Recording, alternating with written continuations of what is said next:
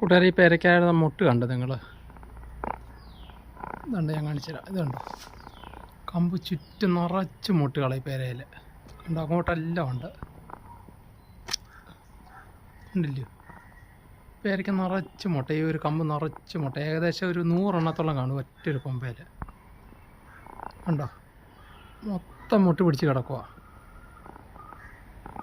ഇങ്ങനെ പേരയ്ക്കകത്ത് കൊലകുത്തി മുട്ട് കളിക്കാൻ വേണ്ടി ചെറിയൊരു വളം ചെയ്താൽ മതി. വളമൊന്നുമല്ല, നമ്മുടെ ഇരുമ്പാണി ഉണ്ടല്ലോ, ആ ഇരുമ്പാണി, തുരുമ്പിച്ച ഇരുമ്പാണികൾ നമ്മൾ കുറച്ചെടുത്തിട്ട് വെള്ളത്തിലിട്ട് വെക്കുക.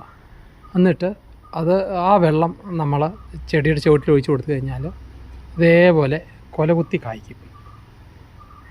എന്താ അയണിൻ്റെ എന്തെങ്കിലും ഇതായിരിക്കും, എനിക്കതിന് കൃത്യമായിട്ട് എൻ്റെ വിശദീകരണം നൽകാൻ അറിയത്തില്ല.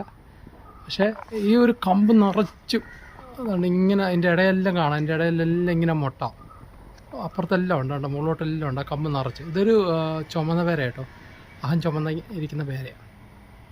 അപ്പോൾ ഇത് ചെയ്താൽ മതി. ഇത് ഞാൻ അങ്ങനെ ചെയ്ത് ഏകദേശം ഒരു 28 ദിവസം 30 ദിവസം കഴിഞ്ഞതേ ഉള്ളൂ. അന്നേരം നമുക്ക് നല്ലതായിട്ട് റിസൾട്ട് കിട്ടും കേട്ടോ.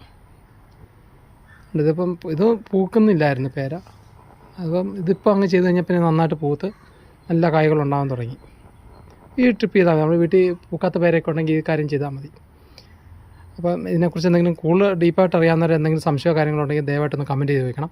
അപ്പോൾ അടുത്ത ദിവസം പുതിയ വീഡിയോ ആയിട്ട് നമുക്ക് പുതിയതായിട്ട് കാണാം. അപ്പം നമ്മുടെ ചാനലൊന്ന് സപ്പോർട്ട് ചെയ്യണം. അപ്പോൾ അടുത്ത വീഡിയോ ആയിട്ട് നമുക്ക് വീണ്ടും വരാം. അതുവരെ നന്ദി, നമസ്കാരം.